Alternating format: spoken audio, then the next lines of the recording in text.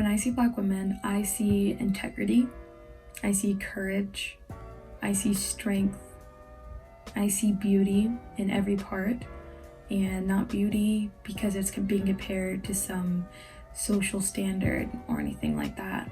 Beauty for purely being a Black woman. I have so much respect for Black women and where we are at today in society. I also see a struggle when I see Black women. Black women, we've been through so much in our society, and the struggle still continues even today. But there is a community within this. There's a community that stands strong and is still willing to fight.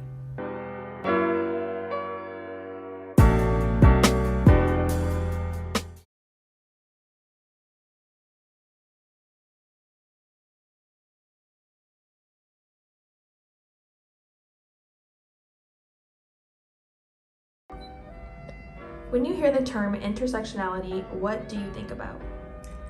When I think about intersectionality, I really think about just isolation and how it feels to be kind of at a crossroads of two identities that aren't really represented anywhere, aren't really seen, and then having to deal with that entirely on your own. You can't really look to one or the other for that comfort and familiarity with what you're going through and how you're suffering. And sometimes people don't even see it. It's almost like the blending of both creates this invisibility shield around your pain. I think about fractionalizing, like a fractionalized identity, like accepting one part of yourself over a different part of yourself. When I think of intersectionality, I don't just picture it being under one definition. So I think of it as being layers to a person or society. So we're all different in our own ways. So like our race and our class, our gender, sexual orientation. I think it's important that we know those differences from one another and we're able to, I guess, make it known how we're different and how things should be treated differently for different people.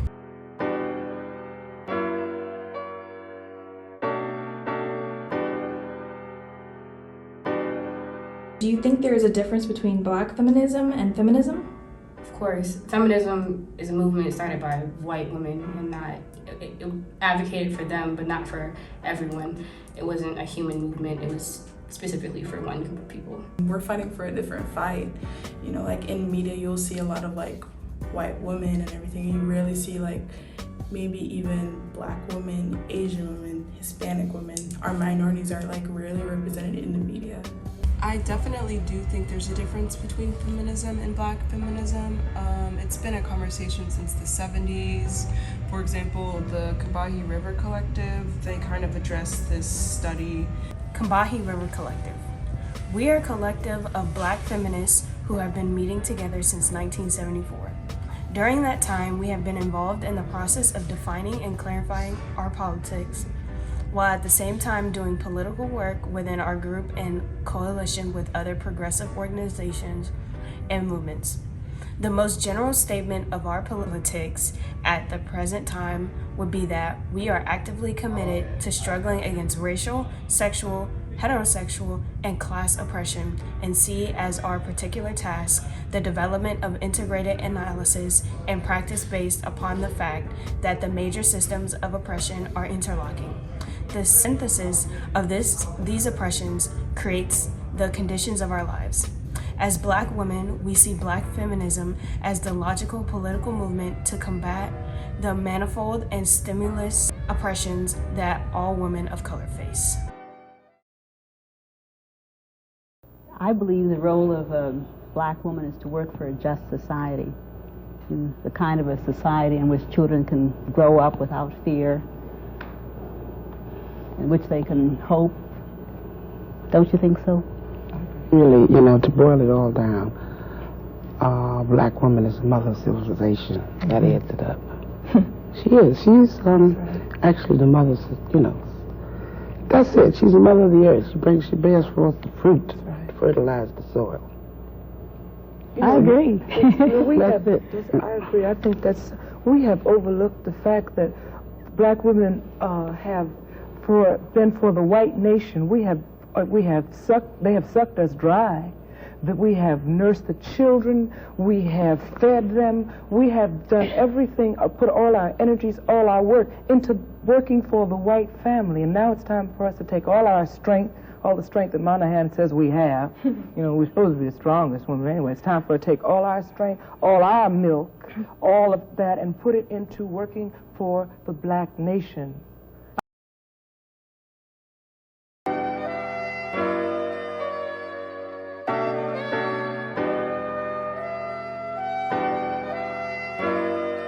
Alright, Christian J. Warner, author of In Time of Plastic Representation, dissects plastic representation by using Jay-Z's Moonlight music video as an example.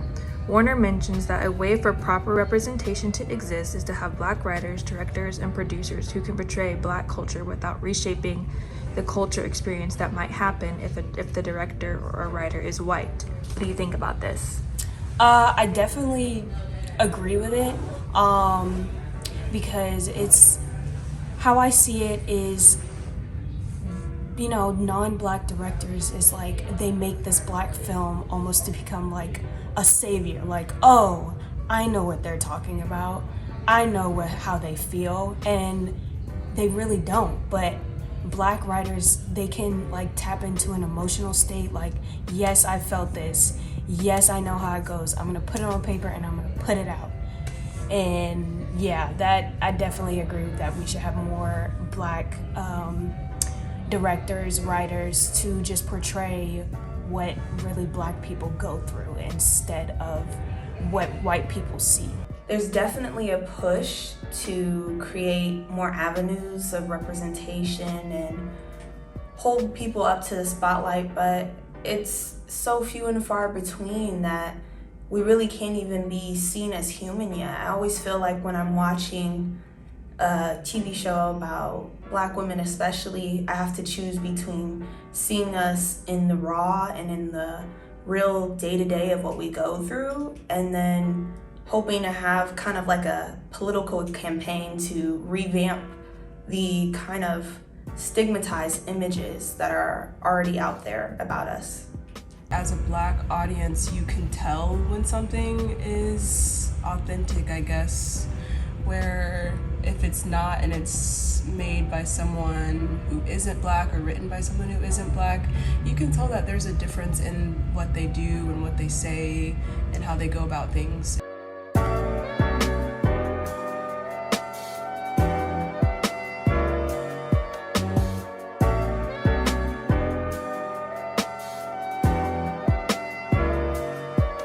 Do you think how you see yourself has evolved or stayed the same?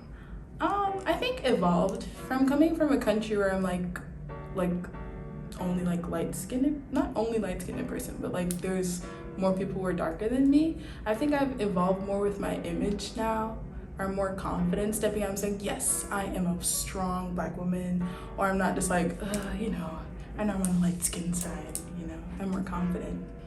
I'm so glad to say that the way I see myself has evolved. It's so difficult sometimes, especially living life in such a media-focused world. There's this almost pressure to have something special about yourself, when in actuality you're already special. And I feel like for black women that's especially hard to understand and to grasp, because there's so much information out there trying to push you toward the belief that you're not. And I'm glad to say that I've been able to revamp my self-identity and appreciate myself more as I am. It's in the middle. I've evolved in some ways, but I stayed the same in some ways. Like, I grew up in a very diverse area. I never, try to be like my white peers, but I also I definitely evolved. I found myself within my blackness. I've learned more about our culture. Like with locks, I was scared to get it because at the time I lived in a very suburban area and I was scared of what people would think, but then I looked more into it and I'm like, you know what? This is literally my heritage. This is my ancestors. Like, this is just what we do. And yeah. How I see myself, particularly because of the light skin privilege, I guess, I think it's evolved. I feel like I have a better understanding of what I've been going through in the past, and it's kind of given me time to give it a label from this class. So yeah, I think it has. My blackness has evolved a lot over my lifespan. When I was younger, especially in middle school, I really wanted to be anything but who I was. I wanted to be white, I wanted to be pretty, I wanted to be popular. And popular was white, where I grew up. That was a beauty standard for me. Having a smaller nose, having straight hair, having lighter skin, everything that was not who I was beautiful. And I struggled for so long with my identity, trying so hard to be something I could never be. It caused a lot of hate and self-destruction in myself. And then when I came to college, I finally was able to get out of this sense that white was beautiful. White was all there was, you know. I realized that black is also beautiful too, you know. All colors are beautiful too. And my realization in college was that I need to start accepting myself. I need to start embracing myself, because there's so much beauty that I haven't been able to discover because I've been so filled with hate towards myself. So when I came to college, I began to let my hair natural. I began trying new hair products. I began embracing my skin tone. I began loving my nose, loving my heritage, loving my full African name, which is Falashade Lalade, and loving everything about myself. I've been able to find my own identity and my blackness, and not one with the competing beauty standards that surround me. I feel truly beautiful and whole in myself now. And I've come a very long way from middle school to now being a junior in college.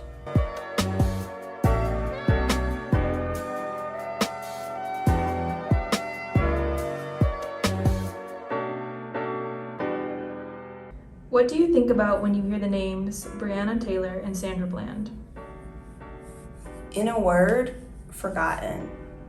I feel like it's the names that you hear, but you don't see their faces. You don't see the way that they live their lives. It's almost like we can just erase people because of the identities they hold. Like, no one cares.